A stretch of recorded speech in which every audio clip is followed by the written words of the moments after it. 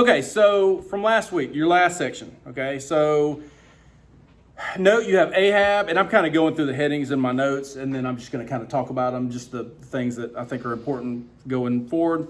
So you have Ahab becomes the king of Israel. Recognize again that we're split kingdoms. We have the northern kingdom of Israel, or Samaria. We have the southern kingdom of Judah. And so Ahab becomes the king of Israel. Note that his wife, of course, Jezebel, she is a Baal worshiper, and so they basically condone Baal worship, right? So Baal worship ends up being a big deal. All right, and you don't have to try to go through all this. Hey, buddy, you don't have to try to go through all this because, like I said, I'm going to go through it pretty quickly. But note that at 1 Kings 17, 1 through 7, God tells Elijah that there will be no rainfall, okay? Now, we go through all of this rainfall stuff, and it's kind of like, well, what is it about rainfall? We think, well, it's just rainfall. Like, I mean, they need rain, and, God stops the rain. Well, the reason that God stops the rain is because they're worshiping Baal. And Baal is the god of storms, right? And so the point there is that they're worshiping Baal, and God is proving that Baal does not bring the rain, Yahweh brings the rain, right? That's the point. And so that's why you have all of this conflict between Yahweh and Baal, right? So then at 1 Kings 18, 16 through 40, nope, that's not right, that's the conflict. At 1 Kings 17, 7 through 24, you have Elijah going to Sidon. That's where Jezebel is from, right? And it's the homeland of Baal worship. And so he's going to go there, and he's going to start this conflict between Yahweh and Baal. And so it's a great passage of the Bible. It's one of my favorites. I'm not going to read it just because of time. But note that Elijah makes fun of Baal and all of the Baal worshipers during all this time. And it's very humorous at first. And then all of a sudden he kills them all. And it's like, oh, okay, wow, that escalated quickly, right? And so, but what's the point of the story?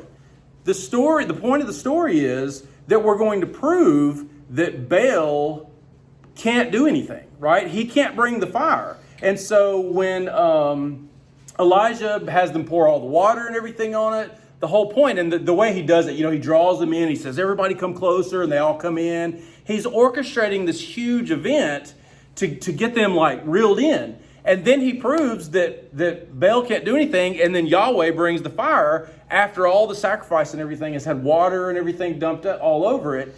There's no chance. If there's fire, it's definitely Yahweh that's done it, right? And so that's why the rain comes after this contest, because we have proven that Baal cannot do anything, right? And so once all the people there are like, yeah, you know what, Baal doesn't seem to be very powerful, then the rain starts, and there's no doubt that Yahweh brought the rain. And so it is a exercise in faith, right? To get the people to go back to Yahweh, which they do for at least a short time, right? It's cold in here. Hot in here to me. I did turn the air down, and if some of you get cold, I apologize, but is it cold? Are you cold? I'm sorry. I think I started my keto diet again, and so I think my body is changing over from carbs to eating fat, and I think that's what it is. I think it's got me, I'm like, because I was here working earlier, and I was like, whoo, I was about to die. All right, yeah. Okay, let's see, we got Naaman. Did the prophets of Baal actually think he could bring fire down? They've never seen him do anything like that before. Yeah, I think so. Yeah, I think they definitely would have. And, a lot of times they would do, like they would create their own miracles and such. Even into the New Testament times, you would get where, like in Revelation, it talks about them making the idols and stuff speak and everything. And that's known in the ancient world, that they would have tricks and things that they could do to make idols speak and different things like that. And so, but yeah, it seems that they would have. I think probably too, you think of it in terms of Baal. Well, think about this. When was the last time any of them had seen Yahweh do anything? Like physical, like an actual miraculous deed. Probably those people had never seen Yahweh do anything either. So probably in their minds, it's a 50-50 chance either one of them is going to be able to do anything, right? And so, so I would think that would be part of it as well. All right, we have the divine council scene at 1 Kings 22, 19 through 23. And that's kind of important because when we get to this week's section, we're going to have Isaiah is going to end up in a divine council scene. So that's where you have Micaiah has a vision. He's in the divine council of God. God asks for a volunteer to basically, how are we going to send Ahab to his death? And it says one spirit said this and one spirit said that. And then one came forward and said, I will do it. And Yahweh says, well, how are you going to do it? And he says, I will put a lying word in the mouth of his prophets. And Yahweh says, that sounds good. And he sends him to do it, right? And so, so again, you have divine beings doing the will of God. And it's attributed to God at the end of that. Just for the record, and actually we're already at the end of that last week's section. So, okay, so if you were confused about the axe head, were any of you confused by that when Elijah throws the stick in to get the axe head? Okay, so that is, that's at 2 Kings 6, 4 through 7. They're out there cutting down some trees and the axe head falls in the water. And the guy says, I've got to have that because it's borrowed, right? Because, you don't want to lose somebody's borrowed stuff. And you can't go to Lowe's and just get a new one back in this time period. So, which would have been convenient in this instance, at least. So what's going on here is it's magic, basically, right? And however you work that out, whether, God allows, Elijah to do the magic, or is it Elijah or Elisha? Elisha to do the magic, or however you look at it, it's called transference, right? And so they believed that you could take the properties of one thing and transfer them to another in cases where that would be beneficial. And when you've dropped an axe head in the water, which is heavy, and then you take a stick, which is light and will float, and you throw it in, it transfers those lightweight properties over to the axe head, which then made it float to the top as well. And so when we did this in my class, we were laughing because it was like so you assume that there's still a stick down there that's the weight of an axe head, right? And so somebody's going to go in and find that stick and be like, man, it's a heavy stick, right? Because we assume that it traded properties, right? And so you got a really heavy stick. I mean, I guess the axe head, really not that heavy. Piece of rebar now. Yeah, that's exactly right. Yeah, that's what it would be like. First case of rebar. All right, and we're definitely all right. So now for this week's section, so what we're going to do is we're going to talk about a few of the reformers, which even the reformers in this time period, they do some good things, but then they're still, nobody does really well, right? Even the people who do well, there's still things that they leave out. And usually it's that they still allow for the worship of pagan gods in some form or fashion, whether it be that they don't take the idols away in Israel or whatever it is. It generally has to do with pagan worship. We're going to do that. We're going to talk about Assyria, and then we're going to talk a little bit about the prophet sections that we have. And just note that you can always ask questions. I have to go through, and sometimes it's hard for me to figure out how long the stuff's going to take. I do it based on words, and so how many words the document is. And so, but I can only do so many things per week. And so if there's something that got left out that we didn't do, always feel free to ask that, right? And it may be that I know off the top of my head. And if not, if it's something really important, then I can bring it back the next week.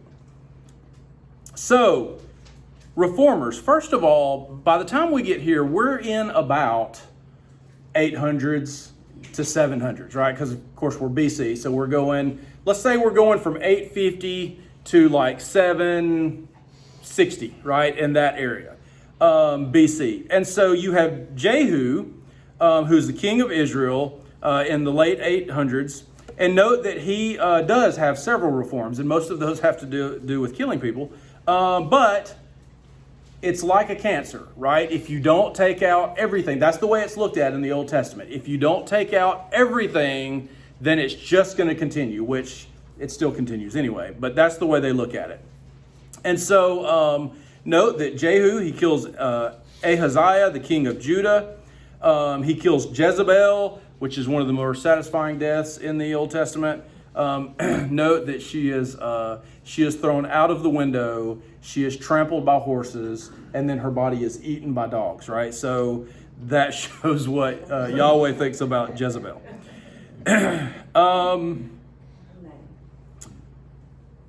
He also wipes out their lineage, right? And so that happens. He kills the priests of Baal and destroys the temple of Baal, and he makes it a bathroom, right? A public bathhouse. So there's that. You have Jehoida, who is actually a priest. And so Jehoida comes in, and he has some reforms that he institutes. He gets the king back on board in Judah. He also has the temple of Baal in Judah destroyed. So you have that as well. He ends up dying. And then Joash, who is the next one who has good reforms under Jehoida, the priest, they restored the temple together. But then after Jehoiada's death, he turns to pagan gods again, right? And then he allows for the assassination of Zechariah, who is not the Zechariah who wrote the book, but he allows for the death of Zechariah, son of Jehoiada, right? And so he ends up turning pretty bad, actually, by the end of it. Note that as you go through and you look at the kings, whenever they put money into the temple, that is a show of faith, right? And so, no matter what you think about tithing, current tithing and stuff, and, how it relates in the Old Testament, the New Testament, and all of that, when you tithe your money, it is a show of faith, right?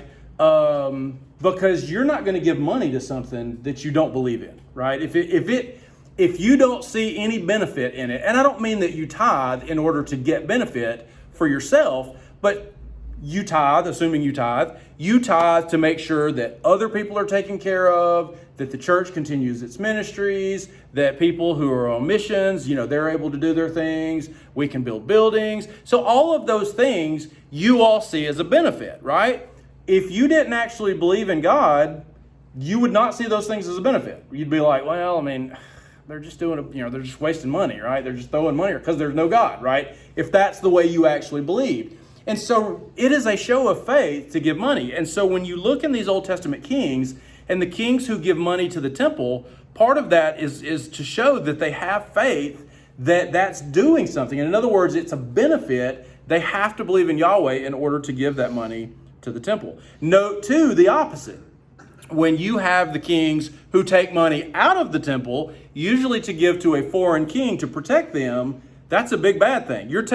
So what you're saying is, it really is, I had not thought of this before, it really is perfect, because it is the exact opposite. You are saying, I do not have faith in Yahweh. I have faith in this other king who is going to protect me, whether it be Assyria or the Arameans or whoever it may be. That's the point, is you're saying, I no longer have faith that Yahweh is going to protect me. I'm going to give that money to other kings and those people that I can see, right? And so that's an issue. All right, Assyria. So Assyria is going to be one of the great empires of the ancient Near East, right? So you have, so I'll kind of give you the rundown. So you have Assyria, who takes out the northern kingdom of Israel in 722 BC, right? You have Babylon, who takes out the southern kingdom of Judah in 586 BC. Then you have the Persian Empire comes in about 539 BC, and they take out, they don't take out anybody really except for the Babylonians. They're actually welcomed in, even by many of the Babylonians, because the last king of Babylon, he had kind of started worshiping another god and all this stuff, and so the people were like, he's got to go. So the Persians come in, and they're actually welcomed into the capital. So you have Persia, then you have Greece, right, in about 332 or so. And then you have the Seleucids, basically, and then you have Rome, right? So that's kind of where we're going to ultimately end up going, right? So Assyria had gained control over the west, which we're talking about the west, right? We're talking about that west side of that area. And so we're talking about Israel and Palestine and all of that. Assyria had gained control over the west under Shalmaneser II, who was their emperor from 858 to 824. However, after his death, Assyria began a period of decline. Until in 745 BC, you have Tiglath-Pileser III, who ascends the throne. He gets everything together, and he is a great military leader. He's a great ruler for Assyria, and he conquers everyone around. And so that starts the great Assyrian Empire that we think of, the Assyrian Empire that takes out the northern kingdom of Israel. Note that Nineveh would be the capital of Assyria during this time of dominance, right? So after they decline, and then Tiglath-Pileser brings them into this new period of dominance, that's when Nineveh becomes the capital. That's going to be important because that's where Jonah is supposed to go and prophesy, right? And to give them the opportunity to repent, which he does not like that idea. Because they don't deserve it, right? They don't deserve it. Only people who deserve it should be given grace by God, right? If that's the case, nobody gets it, right? I mean, in all fairness, it's kind of, if the whole point is grace, means you don't deserve it, right? And so, yeah. So it wouldn't be called a grace. It'd be your just desserts, I guess, if you deserved it. All right, and so again, they'll destroy the northern kingdom of Israel in 722 BC. And just for the record, they're also supposed to, God says that they're going to destroy the southern kingdom of Judah. But when Hezekiah has his big show of faith, Yahweh relents, and he allows them to stay for until 586 when the Babylonians come in. All right, prophets. Note that the vast majority of the prophecies we hear about in this section, and from these prophets that we're talking about, the vast majority of them are fulfilled shortly after this time period, right? Because most of it has to do with the Assyrians and even the Babylonians and the people that we're dealing with at the time. Note that invading armies in the Old Testament are characterized as judgment from God, right? And so it's not that these people are getting the best of God's people, it's that God is allowing them to discipline his people, right? So it's a different in thought. There's even places, particularly in, I think, Isaiah, where it talks about the pride of the kings because they think that they did all these things, and Yahweh's like, no, I did this. Like, I allowed you, I sent you, gave you the tools to do it. And then it's anger because they did too much, right? So it's like, you did too much, so now you're going to be punished as well. All right, so one example in 2 Chronicles 24, 23 through 27. It says, at the end of the year, the army of the Syrians came up against Joash. They came to Judah and Jerusalem and destroyed all the princes of the people from among the people and sent all their spoil to the king of Damascus, right? Though the army of the Syrians had come with few men, the Lord delivered into their hand a very great army, because Judah had forsaken the Lord, the God of their fathers. Thus they executed judgment on Joash, right? So again, in the Old Testament, whenever people defeat God's people, it is judgment from God. And listen, when other people, interestingly, so like it's looked at as, okay, so the Assyrians come in, they're used to judge the northern kingdom of Israel, but then the Babylonians are going to come in and they're going to be used to judge both Assyria for being too harsh and Judah for not following Yahweh. So it's kind of you keep having judgment on each nation. And so it's God. God gets to do what he wants, right? And so it's the sovereignty of God. And that's one of those things is like, God works all these things out, and it does seem somewhat complicated. Let's see. When they had departed from him, and this is Joash, when they had departed from him, leaving him severely wounded, his servants conspired against him because of the blood of the son of Jehoida the priest, and killed him on his bed, right? So he's injured, and then remember, he had good reforms under Jehoida. when Jehoida was the priest. And so, but he ends up, after Jehoida dies, he kills Jehoida's son, Zechariah, and then allows for pagan worship. They start worshiping Asherah again and Baal and all of that. Right, it's a cycle, right?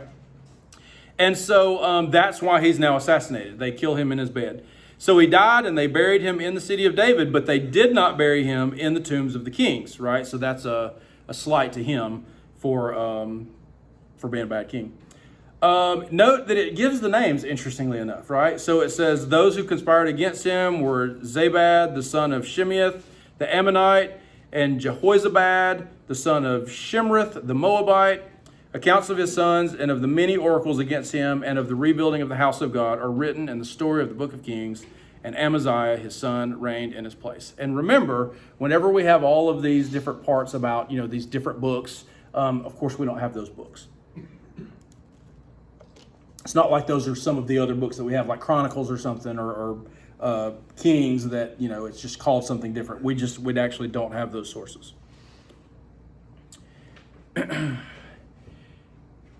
This is something. Anywhere? Are those books anywhere? No. I mean, they would have been, obviously. In other words, so what we assume is that those are sources that First Kings and maybe the chronicler used to write their books, right? Clearly, if you note, and this is something that we should talk about, note that when you read First and Second Chronicles, it's very much like First and Second Kings, right? However, you do get some more details here and there. And so it seems to be, basically First and Second Chronicles seems to be kind of a commentary on First and Second Kings, right? Or I guess maybe even, Samuel through 2 Kings, right? And so so it's kind of a running commentary about it. So a lot of it is verbatim, word for word, but then other places it gives extra details. And so what we assume is that there are other sources that they used that the author of First and Second Kings didn't have, and so, or however that works. One thing interesting here is these assassins, they said they were the son of so-and-so, and Ammonitis, indicating that they were the sons of a... The female is the more important role for some reason. Yeah, that's interesting. Both of them were that. That is interesting. Because now, did that say that in? It's the old King James. It's the New King James. Is that in Second Chronicles or is that in Second Kings? It's in Second Chronicles. Okay, so that's interesting. Verse 26. Okay, and I would have to look at that. Son of Shimeath, the Ammonite.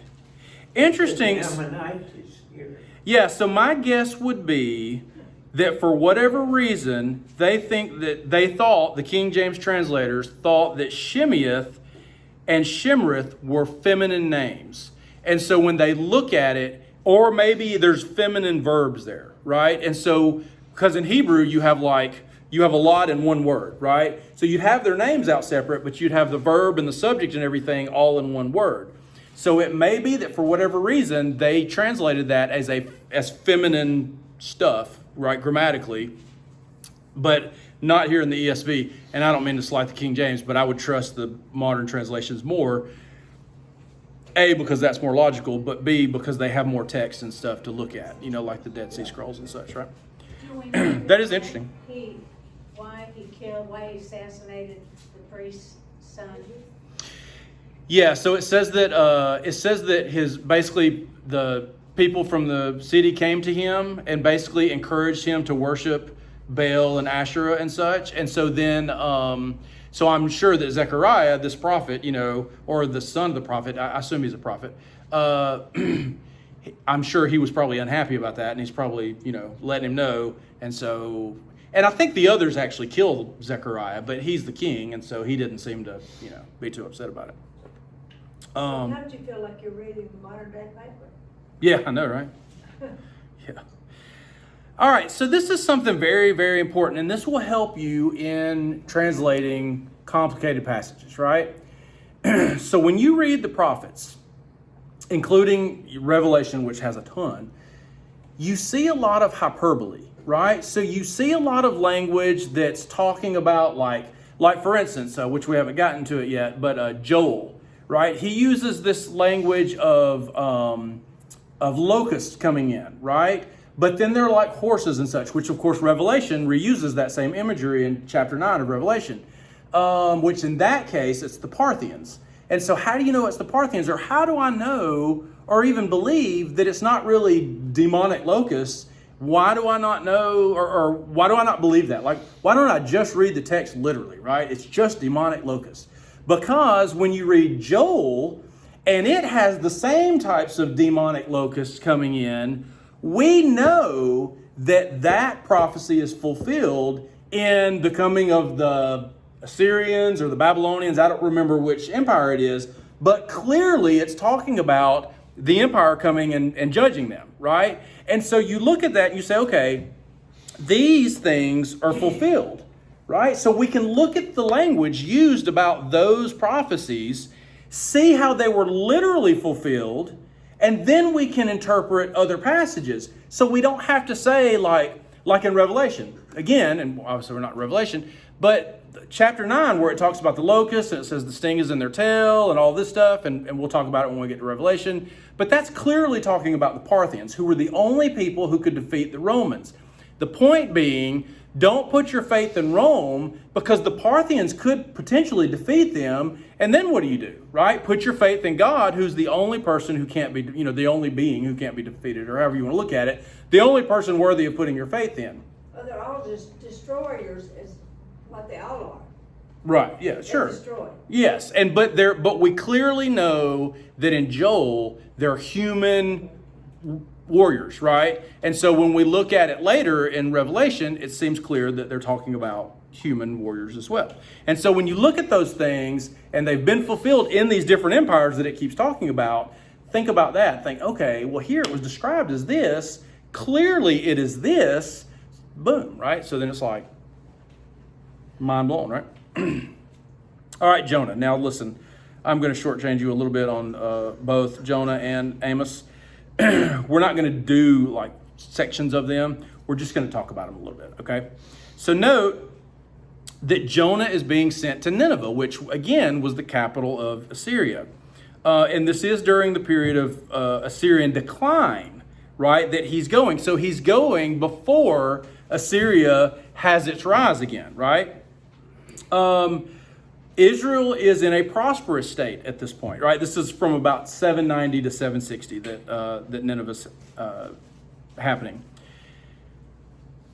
Note that the Ninevites, even though it may be for a short time, I mean, the Israelites are no better, they have faith, as do the Phoenicians, who are also pagan worshipers, on the boat with him, right? And so they all have faith in Yahweh because they see it. Now, it wouldn't be as interesting for them because they would think the more gods, the merrier, right? So if they see a show of power from this God, they're going to have faith. But they still had faith in this God, right? That's a big deal. So the message of Jonah is to Israel. And it's, look at how all of these pagan Gentiles reacted to God and had faith in God. And look at how you all are acting, right? You don't have faith in Yahweh, but all of these pagans do. And so it would be an embarrassment to Israel to be looked at that way, right? Because you have all these pagans who they, of course, look down on, and it's like they're better than you are. And so it would hopefully inspire the Israelites to step up, worship Yahweh, and get their stuff together.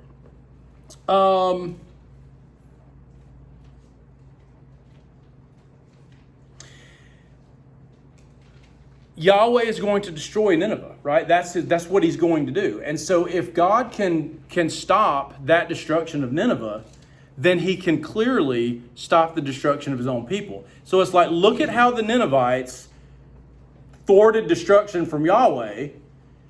Do that, right? That's the point. Do that. Do what the Ninevites did, right? That's what the whole book of Jonah is about, right? The only thing we know about the book of Jonah, unfortunately, oftentimes, is he got swallowed by a big whale, which is not even a whale. It says it's a fish, right? He got swallowed by a big fish, right? And we want to know, is it a real fish, or how did he live inside the whale?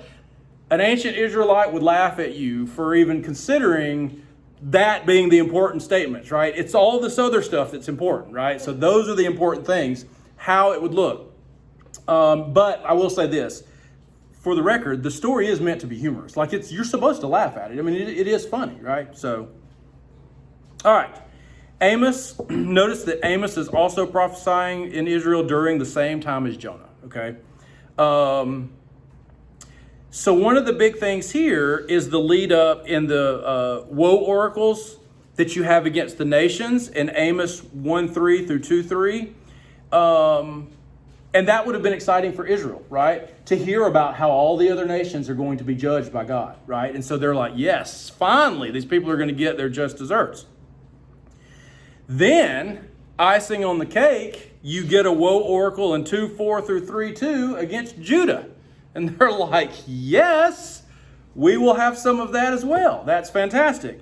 But then you get the shocker, the woe oracle against Israel in 3:3 through 15. So its purpose is to build them up and make them excited about the fact that all of these horrible nations, the pagan nations, the evil people in Judah that's been fighting against us, and then, oh, wait, we're going to be judged too?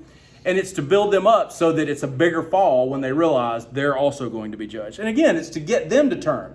Like you were just looking at how exciting it will be to see them judged. Well, you're going to be judged too, so turn around and stop it, right? Just stop it. Note again that all of these oracles, which it goes through many nations, they're all characterized as judgments from Yahweh. And we see that again throughout the prophets. Note that throughout other books and Kings and all of that, what is our major sin that we've dealt with a lot? Idolatry, right? Idol worship, right? And so note, though, that in Amos, it's not idol worship. It is social issues, right? And when we talk about social issues, we have a lot of things that we call social issues today. Okay. But in the Old Testament, social issues are taking care of the vulnerable in Israel and Judah, right? Because again, that's part of the law, right? That's what we're supposed to do. We want people to look at us and be like, look at how they take care of their people, right?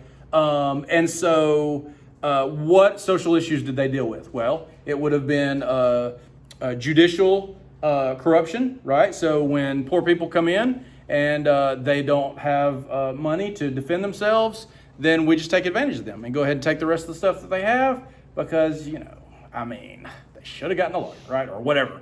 And so that's the way they looked at that.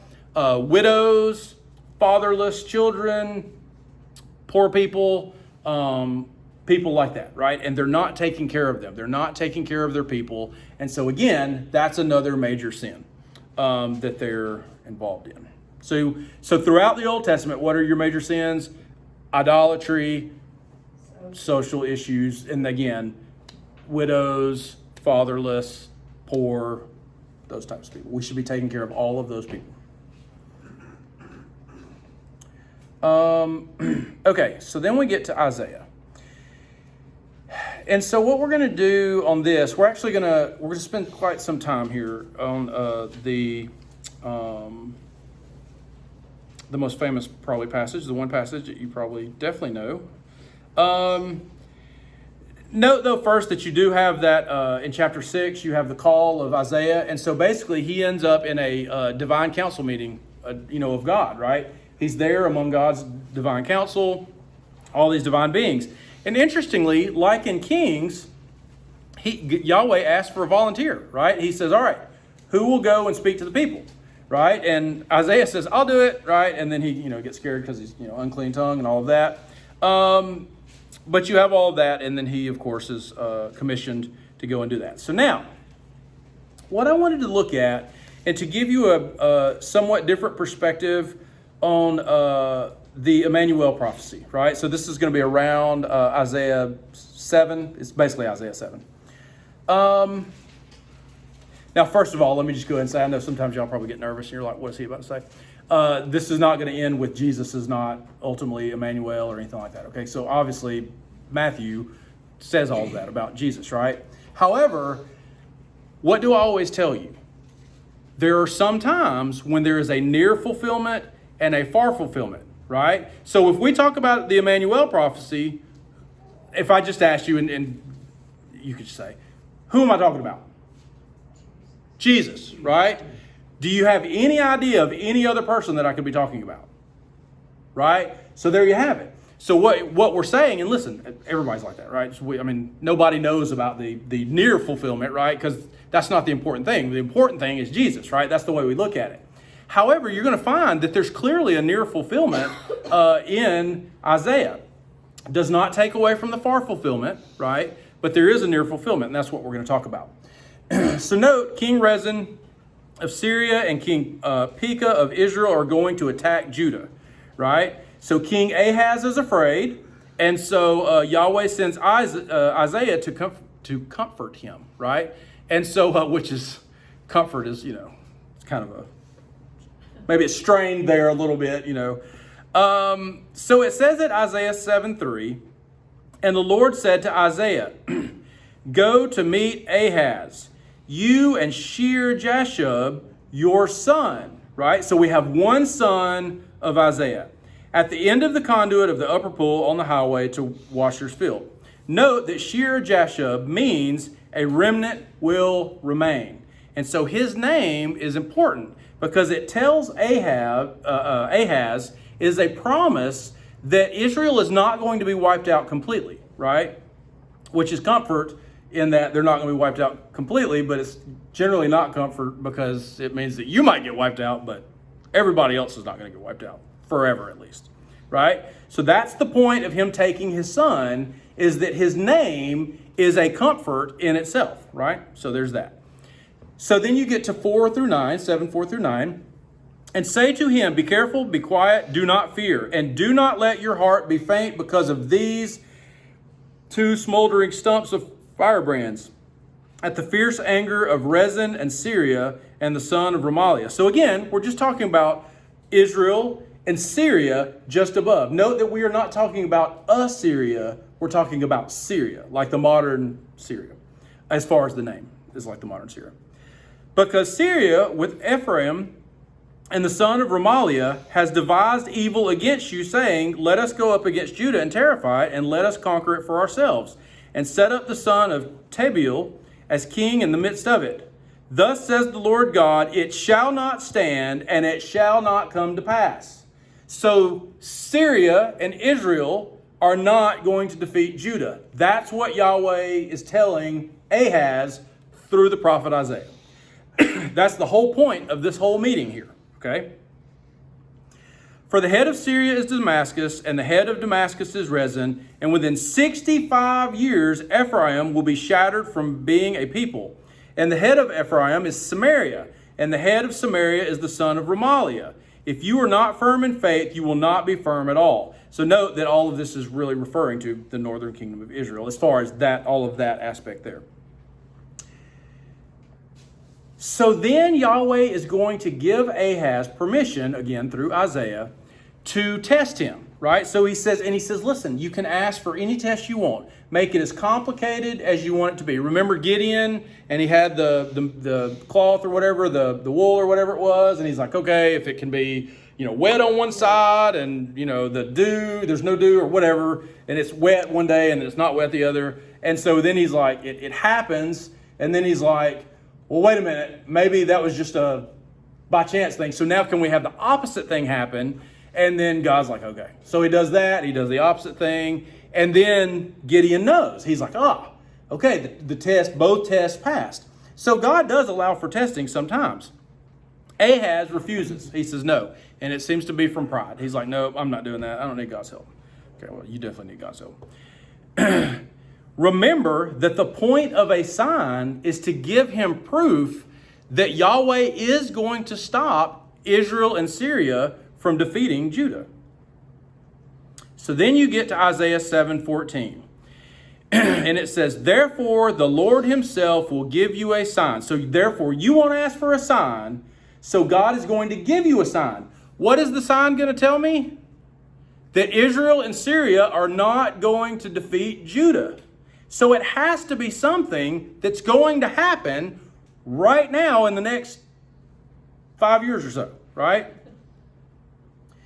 Therefore, the Lord himself will give you a sign. Behold, the virgin, in probably all of your, I'm sure in all your translations, the virgin shall conceive and bear a son, and shall call his name Emmanuel. Okay? Note that the word translated here in Hebrew is ʿalmâ. And that word can mean virgin, but it doesn't have to mean virgin. The word ʿalmâ means a young woman of marriageable age. So she could already be married, but she doesn't have to be. So technically she could be a virgin, right? So it could be interpreted here in this passage either way, okay? And that's going to be interesting here in a little while. In this context, in the near fulfillment, it is likely referring to Isaiah's own wife, okay? Because she is a young woman of marriageable age married to Isaiah, and you're going to see it clearly here in a minute. If it was specifically referring to a virgin in the near context, then Isaiah would have used the word Betula, which specifically means virgin. It cannot mean anything other than virgin. So he would have used that word, which is a common word. He could have, and I don't remember, I didn't put it in here, but he could have used another word that definitely did not mean virgin, but he didn't use that word either. He used the word that could go either way, right? So that's interesting. It would seem that the word ʔalmâ is used in order to leave the opening for both the near fulfillment in Isaiah's son and the far fulfillment in Jesus, right? And we're going to talk about how all that ends up working out, right? It's fairly fascinating. It's an ambiguous term, and it needs a little ambiguity to fit both. Note that the child who is born will be called Emmanuel, meaning God with us, right? That's what Emmanuel means, is God with us. And we'll talk more about that in a minute. Notice it says at 7:15 through 16, he shall eat curds and honey when he knows how to refuse the evil and choose the good. For before the boy knows how to refuse the evil and choose the good, the land whose two kings you dread will be deserted. So note that it has to be fulfilled, at least near fulfillment, during their time period, because the whole point is to show Ahaz that they're not going to defeat you in a short time before whatever child we're talking about, and we'll get to that in a minute, whatever child we're talking about, before he gets to whatever age, they're going to be gone, right? And so what he's talking about, spoiler alert, is that they're going to be gone by the Assyrians. So this is fulfilled by 722 or so, or in 722, right? Again, the near fulfillment. That does not take away from the far fulfillment in Jesus. All right. Note that the prophecy will take place in their lifetimes and in just a short while after a young woman gives birth. I said that about Israel and Syria will be gone, and this is referring to the Assyrian invasion of 722 BC. Notice that he then prophesies, and this is one of those places where it seems to only be talking about something in the future. He then prophesies that Judah will be, that's not that part yet. He then prophesies that Judah will be gone afterward by Assyria, but because of the faith of Hezekiah later on, he does relent on that. All right, so going on at 7:17 through 20, it says, the Lord will bring upon you and upon your people and upon your father's house such days as have not come since the day of Ephraim, departed from Judah, the king of Assyria. And that day the Lord will whistle for the fly that is at the end of the streams of Egypt, and for the bee that is in the land of Assyria, and they will all come and settle in the steep ravines, and in the clefts of the rocks, and in all the thorn bushes, and all the pastures. And that day the Lord will shave with a razor that is hired beyond the river, with the king of Assyria. So again, we're talking about the Assyrian invasion. The head and the hair of the feet, and it will sweep away the beard also. All right, so then the prophecy returns in chapter 8 to the child who is to be born in the near fulfillment. And it says at 8:1 through 2, then the Lord said to me, take a large tablet and write on it in common characters belonging to Maher-shalal-hash-baz, right? And so I'm disappointed that you did not know the name of the near fulfillment, because it's simple to remember, right? And I will get reliable witnesses, Uriah the priest and Zechariah the son of Jeberechiah, to attest for me. Note that Maher-shalal-hash-baz means speeding to the plunder, hurrying to the spoil.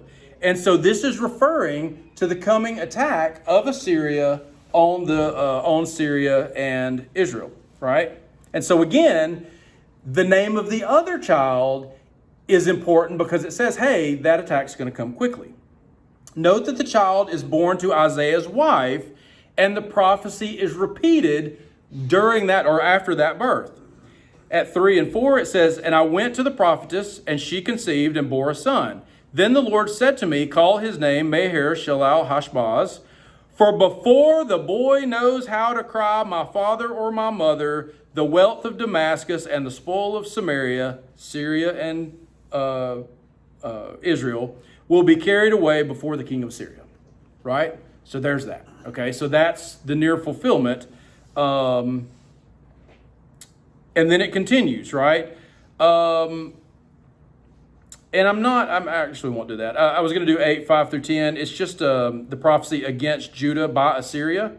I will say, though, that in 8:8, it says, and will sweep on into Judah. This is Assyria after they take out the northern kingdom.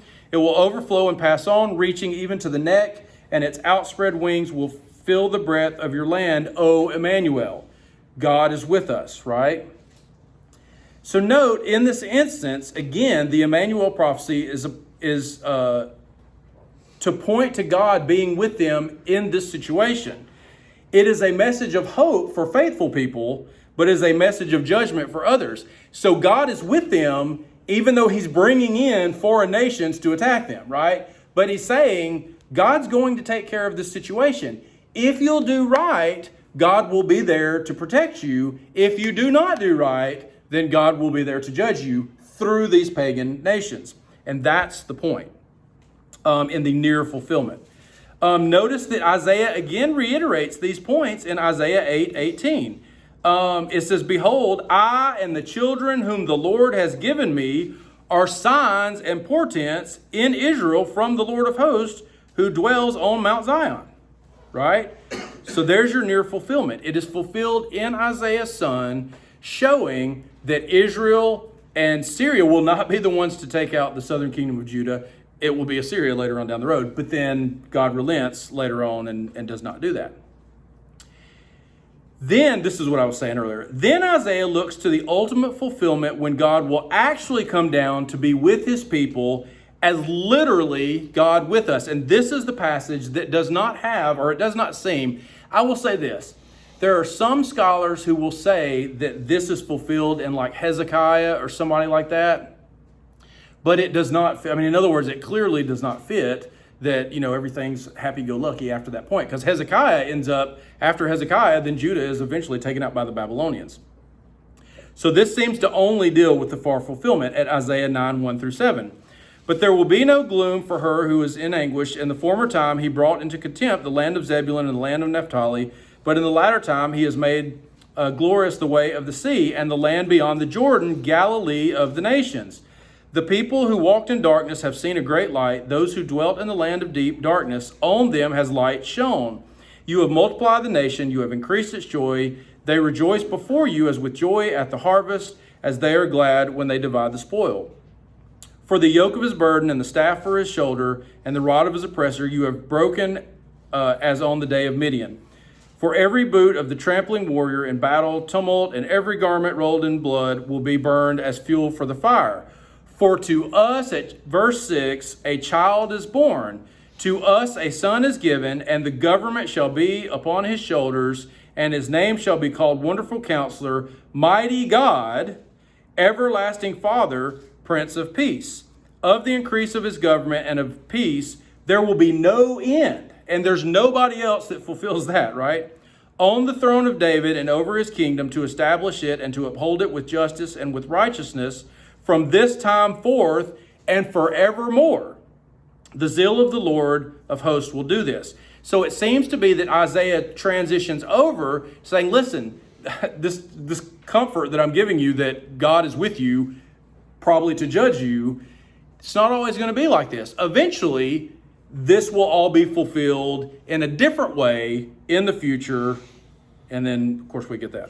This is the connecting point. This is that connecting point to Jesus, where the ambiguity of the near and far fulfillments of the ʿalmâ, the woman, the young woman who is to give birth, and the Emmanuel child will be ultimately fulfilled.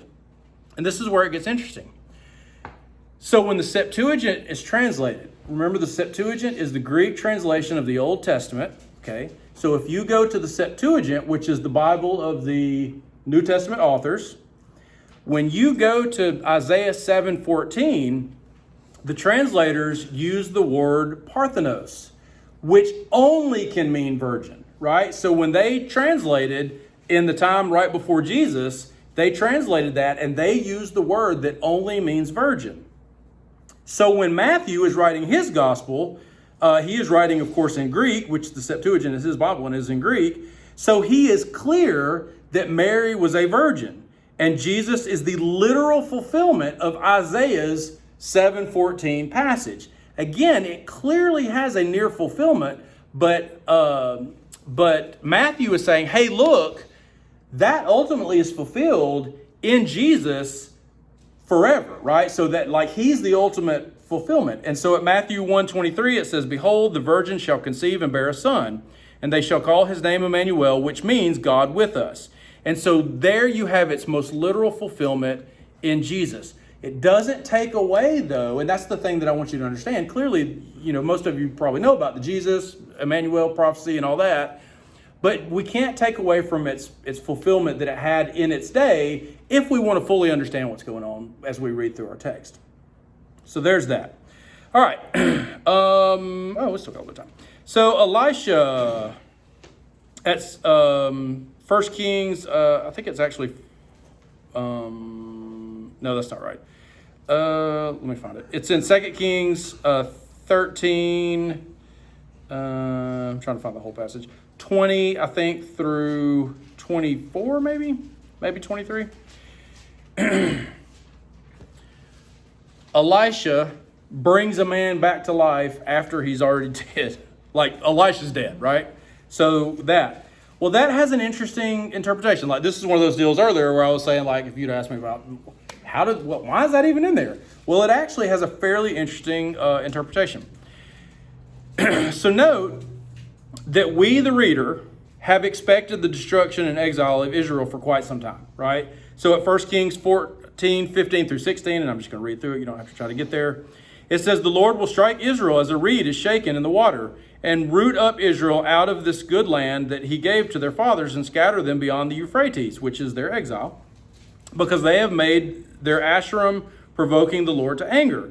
And he will give Israel up because of the sins of Jeroboam, which he sinned and made Israel to sin, right? So note Jeroboam's always called out because he's the one that set up the two pagan worship places. And people have just continued to use them not to worship Yahweh like it was originally intended, but like we said before, to worship pagan gods. We find, though, that God shows Israel grace because of the covenant with Abraham, Isaac, and Jacob. So at 2 Kings 13, 22 through 23, it says, now Hazael, king of Syria, oppressed Israel all the days of Jehoiaz. But the Lord was gracious to them and had compassion on them, and he turned toward them because of his covenant with Abraham, Isaac, and Jacob, and would not destroy them, talking about Israel, nor has he cast them from his presence until now. So God does not want to destroy Israel or Judah. He doesn't want to destroy either one of them because of the covenant.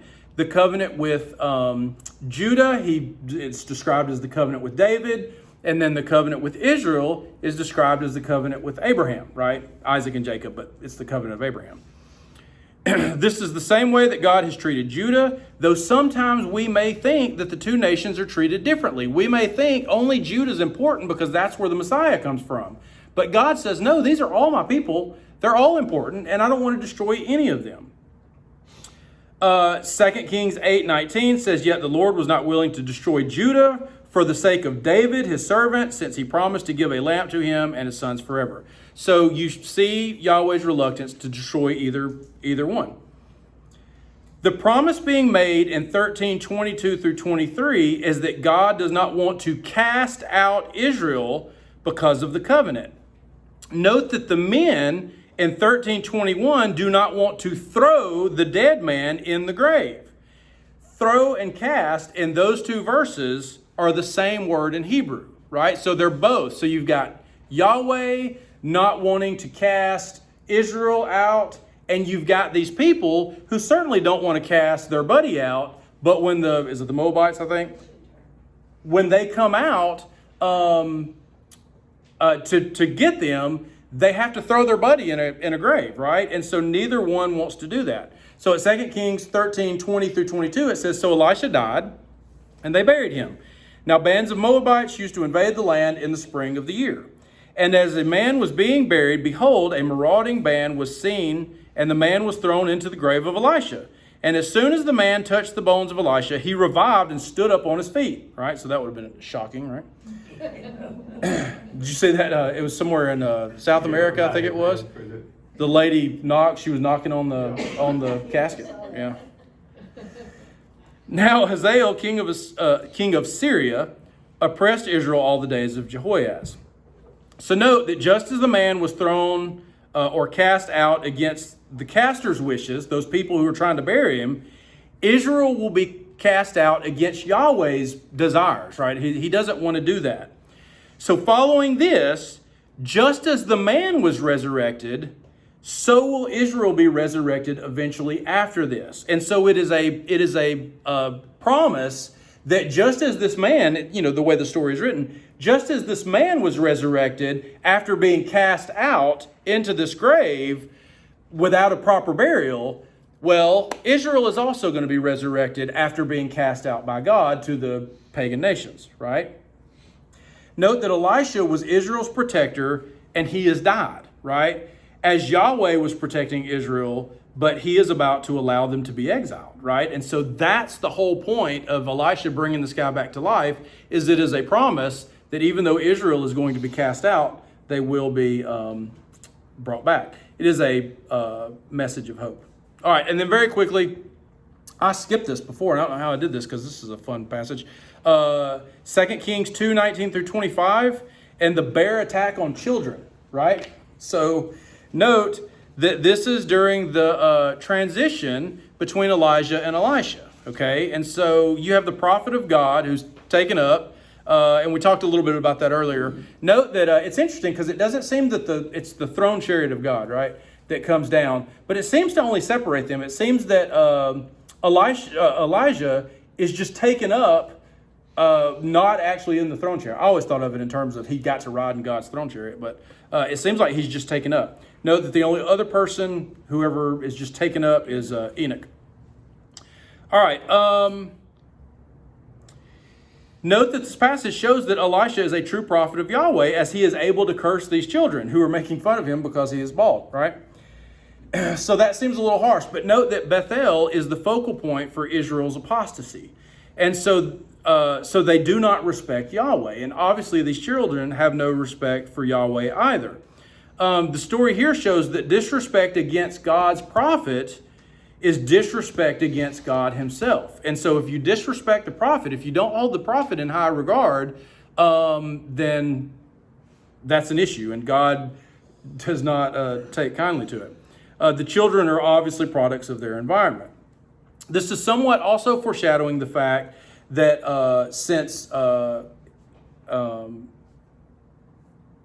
no, that's funny. Yeah, I think he's on his. Yeah, I don't know. That's funny. I think I mixed up Elijah and Elisha on that note. I did see in my notes though that as I was researching, I want to say, is he going to confront Baal at that point? Let's see if I can. Oh well. Either way, the point of the story is that you don't disrespect God's prophet, and it shows the fact that he's able to curse these kids and bears. I mean, listen, if you call out bears and they come out of the woods and attack people around me, I'm going to be like, hey, you know what? Whatever it is that you're wanting, I'm probably going to do that because you seem, like you got something special going on, right? And so that's the deal there. He says, I'm a prophet. They make fun of him, and he says, okay, well then you get to die by some bears. And it shows that he is a true prophet of God. And so when other people look at the prophet, they're like, oh, you know what? We won't make fun of him. Thanks for watching, and please feel free to leave a comment or question. And if you found this video helpful, hit like. And if you would like to be notified when new videos are released, hit subscribe and join us next time as we study the Bible in context.